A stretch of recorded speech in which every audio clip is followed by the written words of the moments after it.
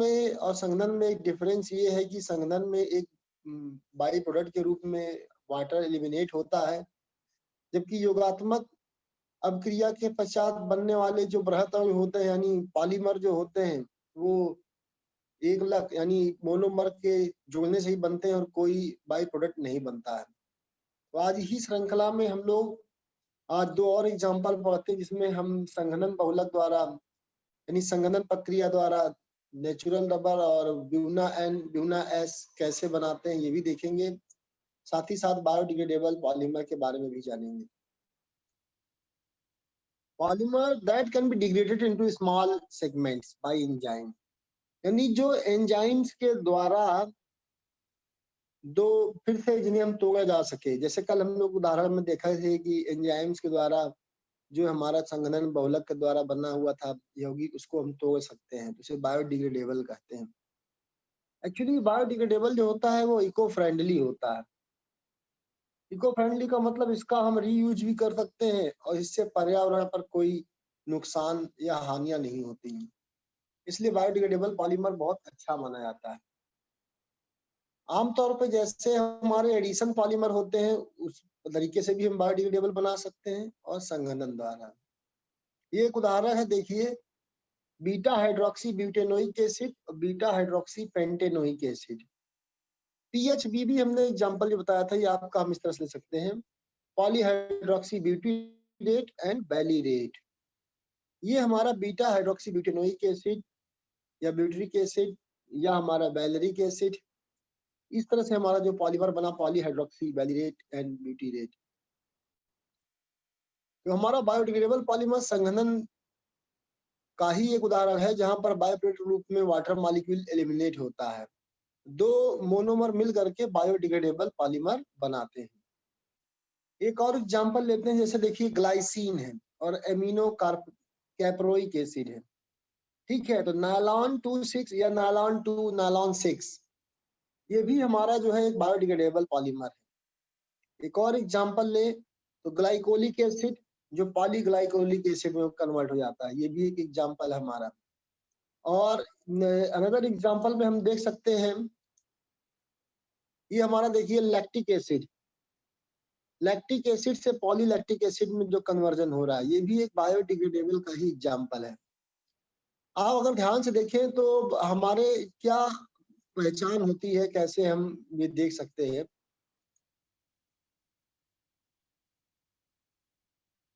Basically जो हमारे यहाँ पर जो हम वैल्यू लेते हैं, जैसे मान लीजिए हम इस जगह पे एक देख रहे हैं ध्यान से सभी लोग कि यहाँ पर देखिए OH ग्रुप है और इस तरफ है C+OH ग्रुप। तो OH ग्रुप होने के कारण यहाँ से H निकलता है और C+OH का OH, ये एक मोनोमर है। H और OH जब मिल जाते हैं, लैक्टिक एसिड का एग्जाम्पल है ये, तो H और OH अलग होकर के वाटर के रूप में एलिमिनेट हो जाते हैं और एक लंबी श्रृंखला बन जाती है जिसमें एक मोनोमर हमारा इतना ले सकते हैं, और भी हम दो को जोड़ करके दिखाया गया है, तो पॉलीलैक्टिक एसिड बनता है। ये हमारे उदाहरण है जिसमें हम ये तो कर सकते हैं कि कैसे हम ये दिखा सकते हैं कि बायोडिग्रेडेबल पॉलीमर कैसे बनते हैं। तो बहुलीकरण की प्रक्रिया में जो संघनन की प्रक्रिया द्वारा जो उत्पाद बनते हैं वो हमारे संघनन के उत्पाद कहलाते हैं, ठीक है। जैसे मैं आपको एक और दिखाता हूँ, आप देख सकते हैं इसमें, यहाँ पर देखिए जो वैल्यूज है हमारी, वैल्यूज का मतलब यहाँ पर जो OH ग्रुप है ये वाला और इस साइड से H, ये एलिमिनेट हो जाता है बेटा H2O में, H2O के रूप में ये एलिमिनेट हो जाता है बिल्कुल बिल्कुल आराम से। इसका मतलब यहाँ पर एलिमिनेशन हुआ, यानी ये संघनन प्रक्रिया को प्रदर्शित करता है। पर अगर जब ये हमारा एलिमिनेट हुआ तो अगर हम देखें तो ये देखिए इतना हिस्सा हमारा जो है C+O यानी CO ग्रुप, ये हमारा एक मॉलिक्यूल का हुआ। इसी तरह ये वाला हिस्सा जो है दूसरे मॉलिक्यूल का हुआ। तो यहाँ पर दो और एक साथ जोड़े गए थे, और ये जो नंबर ऑफ N मॉलिक्यूल्स हैं, ये नंबर ऑफ N, और वो यहाँ पे संगठित हो जाते हैं। ये पॉलीमर में हम लिखना पड़ता है, मान लीजिए 10 है, 20 है, 100 है, वो जाके यहाँ पर संगठित हो जाते हैं। तो इस तरह से हम लोग इसको शो करते हैं, है ना। ये बहुत जरूरी है। तो इसका मतलब ये हुआ कि बायोडिग्रेडेबल मटेरियल वो होते हैं जिन्हें हम आसानी से रीयूज भी कर सकते हैं, ब्रेक भी कर सकते हैं। ब्रेक कहाँ से कर सकते हैं, जैसे मान लीजिए यहाँ पे पॉलीस्टर लिंकेज है, ये ईस्टर लिंकेज है, ये देख रहे होंगे, है ना, ईस्टर लिंकेज है, क्योंकि अल्कोहल और एसिड मिलकर ईस्टर लिंकेज ही बनाते हैं। तो ये जब ब्रेक हो जाएगा तो यहीं से ब्रेक हो जाता है और फिर से हम अलग अलग कर सकते हैं। तो इसलिए एंजाइम्स के प्रेजेंस में, एंजाइम्स क्या करता है, मेन रोल, एंजाइम जो है इस चीज को ब्रेक कर देता है, और ब्रेक कर देगा तो फिर से हमारा जो है डिग्रेड करने का मतलब फिर से रीयूज कर सकते हैं हम, इसलिए इसका प्रयोग अच्छा माना जाता है। बायोडिग्रेडेबल पॉलीमर हमारे लिए बहुत ही यूजफुल है। ऐसे बहुत ढेर सारे एग्जाम्पल हैं, ग्लाइकोलिक एसिड है, लैक्टिक एसिड, ये लैक्टिक एसिड का एग्जाम्पल है। इसके पहले भी आपने अभी जो पढ़ा था उसमें, अभी इसके पहले जो आपने देखा था, देखिए ग्लाइकोलिक एसिड है। यहाँ भी आप ध्यान से देखें, इस एग्जाम्पल में अभी हमने बताया था कि जैसे OH ग्रुप यहाँ से गायब हो गया और H यहाँ से निकल गया। यहाँ देख रहे होंगे कि इस तरह से हमारा एक कंपाउंड ये इतना शो हो रहा है, इतना हिस्सा एक अकेले को शो कर रहा है, यानी एक को, क्योंकि दो को हमने एक साथ जोड़ के लिखा है तो पॉली ग्लाइकोलिक एसिड इसे बोलते हैं, ग्लाइकोलिक एसिड। ये भी बायोडिग्रेडेबल का एक उदाहरण है। ये सब हम इतने सारे एग्जाम्पल इसलिए दे रहे हैं ताकि आपको कोई समस्या ना हो। और भी एग्जाम्पल थे हम लोग कर सकते थे, जैसे यहाँ पर अभी हम लोगों ने स्टडी किया था ग्लाइसिन और amino caproic acid. Glycine H2NCH2C, यहाँ भी दो आपके ग्रुप हैं जिसमें दो टर्मिनल का मतलब हो गया कि एक ही H यहाँ से गायब होगा, यहाँ से OH और यहाँ का एक ही H। तो OH और H ऐसे तो आपस में जुड़ जाएंगे, एक ही H और एक OH H2O में, इधर वाला H जो है इधर वाले OH से जुड़ के अलग हो जाएगा। तो कुल मिला के ऐसी संरचना एक बन जाती है, इसे बोलते हैं नालॉन 2 नालॉन 6 ग्लाइसिन एमिनो कैप्रोइक एसिड। ये सारे एग्जाम्पल हमारे बायोडिग्रेडेबल पॉलीमर के एग्जाम्पल हैं। तो अभी कोई समस्या हो तो आप देख सकते हैं इसमें कि बायोडिग्रेडेबल पॉलीमर हम इसे क्यों कहते हैं, क्योंकि इको फ्रेंडली है और इसे डिग्रेड कर सकते हैं।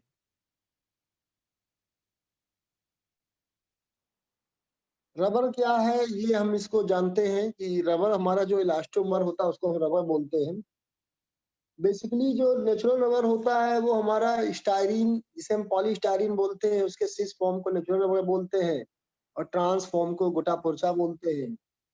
जब इसे रबर को हम सिंथेटिक फॉर्म में भी कन्वर्ट कर सकते हैं तो हमारा सिंथेटिक फॉर्म में हमारा ब्यूना यानी ब्यूटाडाइइन नाइट्राइल रबर, ब्यूटाडाइइन स्टाइरीन रबर या एक्रिलोनाइट्राइल रबर, ब्यूटिल रबर, इस तरह से ढेर सारे रबर हम सिंथेटिक रबर में भी यूज करते हैं। तो आइए देखते हैं इसको। रबर, देखिए रबर्स जो होते हैं वो पॉलीमर्स होते हैं डेरिवेटिव, जैसे 1,3-ब्यूटाडाइइन एक एग्जांपल है। इसमें इलास्टिक प्रॉपर्टी होती है, ये इलास्टोमर का काम करते हैं। ये बेसिकली दो प्रकार के होते हैं अपने ओरिजिन के बेस पर। जैसे मैंने आपको बताया, ओरिजिन के बेस पर होता है नेचुरल रबर और सिंथेटिक रबर। तो नेचुरल रबर और सिंथेटिक रबर में डिफरेंस ये है कि नेचुरल रबर जो हमारा होता है वो 35% रबर हमारा एक रबर ट्री होता है, उससे हम एक जो उसका रबर का जो वाटर होता है इसे हम बोलते हैं गोंद, रबर की गोंद को निकाल करके उसको बनाया जाता है। एक नेचुरल पॉलीमर है क्योंकि ये ओरिजिनल सोर्स ही इसका नेचुरल है। यानी रबर का जो लेटेक्स होता है जिसमें लगभग 35% रबर होता है, हेलो सर, उससे हम कैलकुलेट करते हैं। हेलो सर,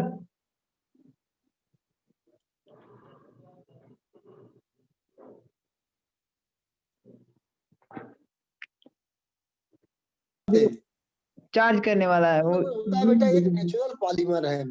ये हमारा जो है रबर का यानी लेटेक्स के रूप में रबर के ट्रीज होते हैं। रबर के पेड़ जो आप देखेंगे ध्यान से तो काले रंग के होते हैं, पत्ते उसके और लंबा लंबा चला जाता है, हर जगह मिलेगा। रबर की डंडी लगा देंगे तो लग जाती है। अच्छा, रबर एक बहुत अच्छा, रबर का पेड़ बहुत इन्वायरमेंट के लिए बहुत अच्छा पौधा माना जाता है, क्योंकि ये वातावरण में जो फॉर्मेल्डिहाइड है या फिर ऑर्गेनिक जो इम्प्योरिटीज होती है इसको भी रिमूव करता है। जैसे पेंट वगैरह में जो महक नहीं होती है, जो हमारे ऑर्गेनिक अशुद्धियां होती हैं उनको भी रिमूव करता है, इसलिए इको फ्रेंडली रबर का पेड़ होता है। रबर का जैसे आम का गोंद होता है, छाल छील देंगे तो गोंद निकलता है, उसी तरह रबर के पेड़ को भी अगर हम छील दें तो उससे एक सफेद रंग का दूध निकलता है, जिसे हम बोलते हैं रबर लेटेक्स। उस लेटेक्स में हमारा 35% रबर होता है, ठीक है ना। इसको हम इसके प्रॉपर्टी उसे बोलते हैं कोलाइडल डिस्पर्सन ऑफ रबर। यानी कहने का मतलब हो गया कि इस तरह से जो नेचुरल रबर मिलता है ये जरूरी नहीं कि बहुत ज्यादा इलास्टिक नेचर वाला हो, उसको हम थोड़ा सा मॉडिफाई करते हैं और रिफाइन करके उसे रबर के रूप में यूज करते हैं, तो नेचुरल रबर। अभी हम लोग इस स्लाइड में पढ़ेंगे कि नेचुरल रबर वास्तव में स्टाइरीन एक यौगिक होता है। स्टाइरीन को बोलते हैं, वैसे इसका आईयूपीएसी नाम होगा 2-मिथाइल-1,3-ब्यूटाडाइईन, है ना बेटा। अभी देखेंगे इसी में, देखिए अभी आपको बताते हैं, सभी को बता रहे हैं। तो पहले रबर के बारे में आपको बता रहे हैं। तो जो मैं रबर के बारे में बता रहा हूँ, रबर के पेड़ों से इसको हम ऑब्टेन करते हैं, लगभग 35% रबर होता है इसमें, है ना। Colloidal dispersion of rubber in water जिसे हम बोलते हैं। लेटेक्स को ट्रीट करने के बाद एसिड के साथ, एसिटिक एसिड के साथ या फार्मिक एसिड के साथ उसको ट्रीट करने के बाद कोगुलेट किया जाता है। कोगुलेट मतलब होता है अवक्षेप के रूप में प्राप्त करना, है ना। उसमें नेसेसरी एजेंट्स मिला देते हैं ताकि वो नेचुरल रबर के रूप में प्रयोग किया जा सके। जैसे यहाँ पर आप देख रहे होंगे, एग्जाम्पल देख रहे होंगे, ध्यान से देखिएगा। यहाँ पर जो ये नाम है आइसोप्रीन, ये हमारा जो इसका अगर आईयूपीएसी नाम देखें, आईयूपीएसी नाम का मतलब हो गया, मैं यहाँ देना चाहूंगा आपको कि आईयूपीएसी के लिए हम यहीं से काउंटिंग करेंगे, इस साइड से 1 2 3 और ये 4। इधर से काउंटिंग क्यों किया? क्योंकि पहले नंबर पर डबल बॉन्ड इधर भी है, इधर भी है, लेकिन यहाँ दूसरे नंबर पे पास में वो है, हमारा ब्रांच भी है। तो इसका नाम हो गया 2-मिथाइल, पहले नंबर पे चूंकि डबल बॉन्ड और तीसरे दो पे डबल बॉन्ड है, तो 1,3-ब्यूटाडाइईन। आईयूपीएसी नाम देखा जाए तो इसका नाम हो गया 2-मिथाइल-1,3-ब्यूटाडाइईन। इसे बोलेंगे आइसोप्रीन बनाइए, इसे बोलते हैं आइसोप्रीन रबर। जब इसका पॉलीमराइजेशन करेंगे तो होता क्या है बेटा, इसमें ध्यान दीजिएगा। इस केस में हमारा जो है, अब जो हम ये जो डबल बॉन्ड है, ये डबल बॉन्ड यहाँ खिसक के आ जाता है। यानी मतलब इस कार्बन की वैलेंसी इसके साथ जुड़ जाती है और ये वाला कार्बन ऐसे बन जाता है। और ये वाला डबल बॉन्ड जो इधर, क्योंकि इसका डबल बॉन्ड इसमें इन्वॉल्व हो गया, तो यहाँ पे डबल बॉन्ड ये ब्रेक होकर के, ये डबल बॉन्ड ब्रेक होकर के ऐसे बन जाता है। जो यहाँ पर आप देख रहे हैं, इतने हिस्से में देख रहे होंगे, इतना हिस्सा जो देख रहे हैं आप, ये इसी का है। तो इस CH3 को, ये जो CH3 है, ये जो आप देख रहे हैं फार्मूले में, ये वाला जो CH3 है, ये वाला जो CH3 है वो यहाँ पर है, ये CH3 हमारा। और ये जो CH2 है इधर वाला, वो CH2 हमारा ऐसे लिखा गया है। और भी हम देख सकते हैं यहाँ पर कि अगर हम मान लीजिए एक और पॉइंट लेते हैं, जैसे हमारा इधर का जो पॉइंट है, ये वाले किस साइड लिखे हैं, तो ये वाला हमारा इस साइड लिखा है। देखिए ये CH ये है और CH2 ये है। तो कहने का मतलब है कि इसको इस तरह से डिनोट किया गया है। तो आइसोप्रीन इसको बोलते हैं बेटा, आइसोप्रीन। आइसोप्रीन जब सिस फॉर्म में आता है, दो आपस में जोड़ दें। सिस का मतलब जब सेम ग्रुप सेम साइड हो जाएं, जैसे ये बना देखिए सिस, सिस रूप बोलते हैं, क्योंकि यहाँ पर हमारा ये जो ग्रुप है एक साइड है, वन साइडेड है, 1,4 पॉली आइसोप्रीन बोलते हैं। आप यहीं पर चाहे तो एन यहीं पर लिख सकते हो आप, अगर दिक्कत ना हो। ये जो एन की वैल्यू है कि यहाँ आप इसी इतने में ही दिखा सकते हो। लेकिन ऐसा जोड़ने का मतलब ये शो करते हैं कि natural rubber is a linear 1,4 poly isoprene या सिस 1,4 पॉली आइसोप्रीन। 1,4 पॉली आइसोप्रीन का मतलब हो गया, ये हमारा 1 है, ये 2 है, और ये 3 और ये 4, यानी पहले और चौथे नंबर पे जो रहे सब 1,4 पॉली आइसोप्रीन बोलते हैं। इस तरह से इसको शो करते हैं बेटा हम लोग।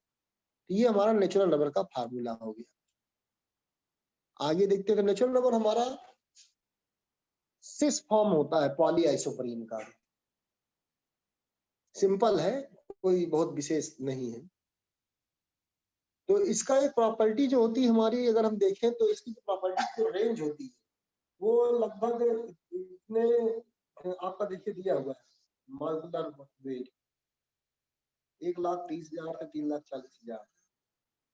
इसका जो ट्रांसफॉर्म होता है उसे हम गुटा पर्चा बोलते हैं। गुटा पर्चा जो ट्रांसफॉर्म होता है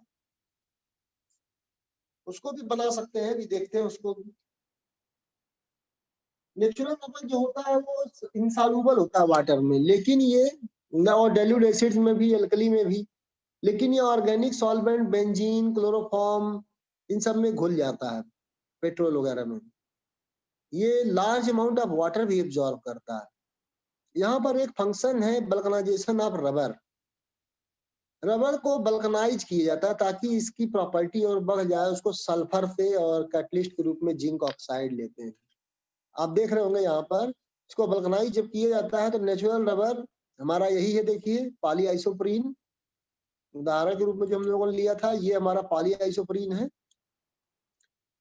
और यहाँ पर बल्कनाइजेशन के लिए हम लोग सल्फर प्रयोग करते हैं, कैटलिस्ट में इसका प्रयोग किया गया जिंक ऑक्साइड। तो ये सल्फर हमारा इस तरह से बीच में आ जाता है।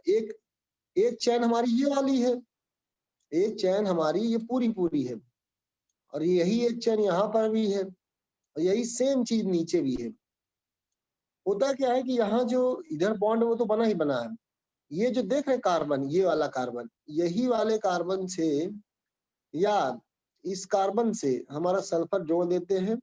चाहे हम यहाँ से ऐसे दिखाएं इस कार्बन को देख करके, या इस कार्बन को देख करके अगर देखें तो ऐसे ही दो फार्मूले लिख दिए गए, दोनों का डबल बॉन्ड तोड़ दिया गया। यहाँ डबल बॉन्ड था बेटा, यहाँ पर वो डबल बॉन्ड टूट गए। वो डबल बॉन्ड टूटते ही यस दो जोड़ दिए गए। देख रहे होंगे आप सभी लोग यस जोड़ दिए गए, तो क्रॉस लिंक हो गया, यानी दो श्रृंखलाएं आपस में सल्फर के द्वारा जोड़ दी गई और जुड़ करके बल्कनाइज्ड हो गई। बल्कनाइज मतलब बढ़ गई, अधिक मात्रा में आ गई और उचित मात्रा में बढ़ गई। इसे हम बोलते हैं बल्कनाइजेशन ऑफ रबर। इसको बनाने के लिए 415 केल्विन तक का टेम्परेचर चाहिए होता है। इसके जो खोज करता थे वो चार्ल्स गोडियर थे, इसलिए उन्हीं के नाम पर पड़ा। चार्ल्स गोडियर ने ही बल्कनाइजेशन ऑफ रबर के बारे में बताया था। सल्फर का इंट्रोड्यूस जो होता है वो क्रॉस लिंक के लिए यूज किया जाता है। रिएक्टिव साइड जो डबल बॉन्ड होते हैं उनके साथ ये जुड़ जाता है, और मोर इलास्टिक प्रॉपर्टी और रेजिस्टेंस इसकी बढ़ जाती है। रेजिस्टेंस क्या कि जो ऑक्सीडेशन होता है ऑर्गेनिक सॉल्वेंट में, उनके प्रति रेजिस्टिविटी इनकी बढ़ जाती है। स्टिफनेस रबर की जो होती है वो भी हमारा डिपेंड करता है बल्कनाइजेशन कैसा है। जैसे कि एग्जांपल में अगर 5% सल्फर यूज करते हैं क्रॉस लिंकिंग के लिए, तो वो एक बल्कनाइजेशन ऑफ रबर जो होता है हमारा जो बनेगा उसमें 30%। इसके लिए हमें जो है, अगर मान लीजिए हम जो बल्कनाइज्ड होगा वो हमें प्राप्त हो ही होगा ही। अगर 30% सल्फर यूज कर रहे हैं तो वो हमारा बैटरी के केस बनाने में काम आता है। अगर 5% होगा तो टायर बनाने में, 30% सल्फर होगा तो बैटरी के जो कवर होते हैं बाहर।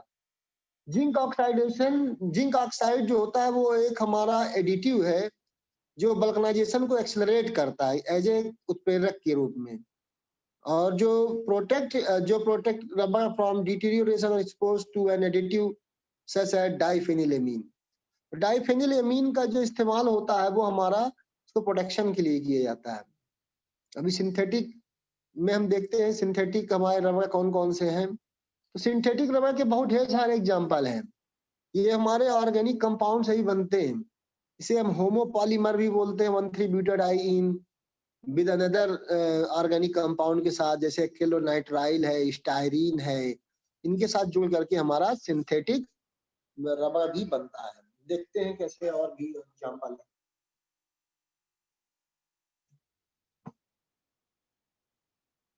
तो एक्रिलोनाइट्राइल और स्टायरीन अगर 1,3-ब्यूटाडाइईन या स्टायरीन के साथ जुड़ जाए, या 1,3-ब्यूटाडाइईन एक मोनोमर है, दूसरा मोनोमर हमारा एक्रिलोनाइट्राइल या स्टायरीन के साथ। जैसे यहाँ पर देखिए एक एग्जाम्पल है 2-chloro-1,3-ब्यूटाडाइईन। ये अगर पॉलीमर करके लंबी श्रृंखला बनाता है तो इसे बोलते हैं नियोप्रीन। ठीक है, और ये इसको हम जिगलर नाटा कैटालिसिस के प्रयोग से बनाते हैं। जिगलर नाटा कैटालिस्ट हमारा वास्तव में एक प्रकार का पॉलीमराइजेशन यानी पॉलीमर के लिए बहुत ही अच्छा कैटलिस्ट होता है। इसे हम यूज करते हैं, जिसे हम ट्राई एल्किल एल्यूमिनियम के रूप में लेते हैं। ठीक है, जीगलनाटा कैटलिस्ट में, और एल्युमिनियम टेट्राक्लोराइड। इस तरह का एक कैटलिस्ट लेते हैं जिसका उपयोग हम लोग क्लोरोपीन से नियोप्रीन बनाते हैं। तो 2 क्लोरो कैसे आया? क्योंकि यहाँ पर देखिए काउंटिंग कर रहे हैं 1 2 3 और ये 4, दूसरे नंबर पे क्लोरीन है। तो 2 क्लोरो 1,3 ब्यूटाडाइन में जहां जब भैया बॉन्ड टूटेगा तो ये वाला बॉन्ड तो इधर खिसक जाएगा बेटा, और इधर इधर क्या हो जाएगा, लाइनें आ जाएंगी। तो वही यहाँ पर शो किया गया। तो इस तरह से 2 क्लोरो ब्यूटाडाइन हमारा क्लोरोपीन कहलाता है, क्लोरोपीन में कन्वर्ट हो गया।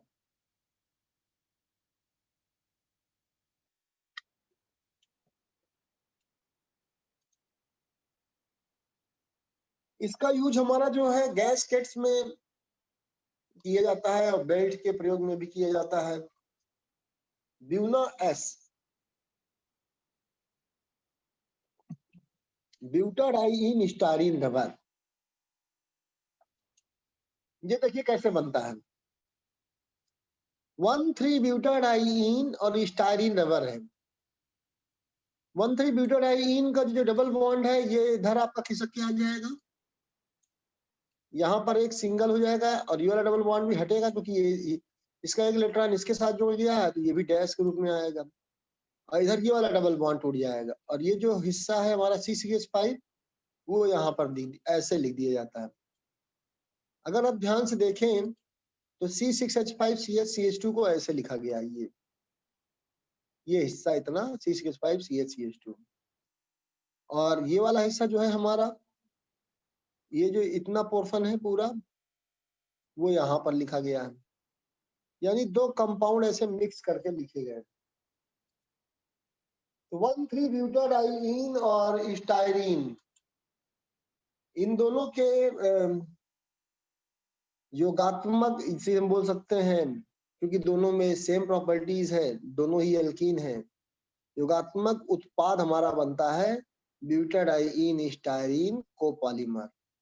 ये एडिशन पॉलीमर का ही एग्जाम्पल है, ये योगात्मक बहुलक के एग्जाम्पल है। इसमें 75% ब्यूटाडाइन होता है, 25% स्टाइरीन। सोडियम मेटल के प्रेजेंस में किया जाता है। ये बहुत ही टफ होता है, good substitute of natural rubber, natural rubber का सब्स्टिट्यूट है, बहुत अच्छा सब्स्टिट्यूट माना जाता है इसे हम बोलते हैं Buena S. S for styrene, BU for butadiene, Na का मतलब होता है ब्यूना का Na सोडियम के प्रेजेंस में। इसका यूज हमारा ऑटो टायर्स बनाने में, फ्लोर टायर्स बनाने में, फुटवियर कंपोनेंट चप्पल वगैरह बनाने में, और केबल इंसुलेशन में होता है, केबल का जो बाहरी हिस्सा होता है। अब देखिए Buna N, butadiene acrylonitrile. Butadiene acrylonitrile के केस में अगर हम देखेंगे 75% 1,3 ब्यूटाडाइन सेम मोनोमर, उसमें भी 1,3 ब्यूटाडाइन था, लेकिन दूसरा मोनोमर क्या था वहां पर, स्टायरीन था। यहाँ पर दूसरा मोनोमर, अगर आप दूसरा मोनोमर लेंगे तो वहां पर हमारा है ये, इसे बोलते हैं एक्रिलोनाइट्राइल। एक्रिलोनाइट्राइल या बिनाइल साइनाइड भी बोलते हैं इसे, बिनाइल साइनाइड या एक्रिलोनाइट्राइल, इस तरह से ये इसका ये फार्मूला है। इसको भी सोडियम के प्रेजेंस में कराते हैं। तो ये हिस्सा देखिए पूरा इतने हिस्से में आ गया ये, और बाकी जो है हमारा ये पोर्शन है पूरा, ये पूरा आप देख रहे हैं जो यहाँ से यहाँ तक, वो पूरा यहाँ से यहाँ तक जुड़ा है। तो कुल मिला के अगर देखा जाए तो हमारा जो है सारे प्रॉपर्टीज एडिशन, ये भी योगात्मक बहुलक का एक उदाहरण है, योगात्मक प्रक्रिया के द्वारा बना, क्योंकि दोनों ही मोनोमर में, चाहे ये वाला मोनोमर हो, ये वाला मोनोमर हो आपका, या ये वाला मोनोमर हो, दोनों में ही सेम प्रॉपर्टी है, दोनों में ही डबल बॉन्ड है, सब दोनों ही एल्कीन को धारण करते हैं। तो योगात्मक प्रक्रिया के द्वारा जो हमारा बहुलक बना उसे हम ब्यूना एन, यानी ब्यूना एन का मतलब हो गया कि इस बीयू का मतलब हो गया आपका ब्यूटाडाइन एक्रिलोनाइट्राइल रबर। इस तरह से हम लोग इसमें देखते हैं। तो hello sir, hello sir, butadiene rubber का यूज बेटा कहाँ होता है, इसका यूज सर आपका एक वीडियो भी हिंदी में नहीं रहा, तो देखिए ये हमारा जो है सर दानिश बुला रहा है सर। ओके बस एक मिनट। तो 75% ब्यूटाडाइन और 25% एक्रिलोनाइट्राइल मिल करके हमारा ब्यूना एन बनाते हैं। ब्यूना में जो बीयू है वो ब्यूटाडाइन है, एन का मतलब एक्रिलोनाइट्राइल और एन मतलब सोडियम। देखिए इसका यूज कहाँ होता है, पेट्रोल के लुब्रिकेशन में होता है, ऑर्गेनिक सॉल्वेंट के रूप में, ऑयल सील्स में होता है, टैंक लिनिंग में होता है बेटा। ये सील्स बनती हैं इसमें यूज किया जाता है। देखिए ये टैंक लिनिंग है, टैंक लिनिंग के लिए इस्तेमाल किया जाता है। तो हमारे जो है दो तरह के होते हैं, ये रबड़ ब्यूना एन और ब्यूना एस।